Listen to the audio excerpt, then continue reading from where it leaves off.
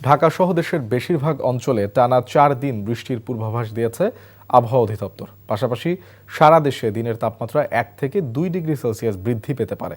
আবহাওয়াবিদ তরিফুল নেওয়াজ কবির স্বাক্ষরিত বিজ্ঞপ্তিতে বলা হয়, শুক্রবার সন্ধ্যা 6টা থেকে পরবর্তী 24 ঘন্টা চট্টগ্রাম, ময়মনসিংহ ও সিলেট বিভাগের কিছু কিছু জায়গায় এবং রংপুর, রাজশাহী, ঢাকা, খুলনা ও বরিশাল বিভাগের 2-1 জায়গায় অস্থায়ীভাবে দমকা হাওয়া সহ বৃষ্টি অথবা বজ্রসহ বৃষ্টি হতে পারে। আগামী শনি, রবি ও সোমবার সন্ধ্যা 6টা থেকে পরবর্তী 24 ঘন্টা রাজশাহী, রংপুর, ঢাকা, খুলনা ও ময়মনসিংহ বিভাগের কিছু কিছু জায়গায় এবং বরিশাল, চট্টগ্রাম ও সিলেট বিভাগের 2-1 জায়গায় অস্থায়ীভাবে দমকা হাওয়া সহ বৃষ্টি অথবা বজ্রবৃষ্টি হতে পারে। বান্ডেল থাকলে প্রতি সেনমানিতে টাকা বাঁচবে। বিকাশ সেনমানি বান্ডেল কিনে জিতুন প্রতি লেনদেনে।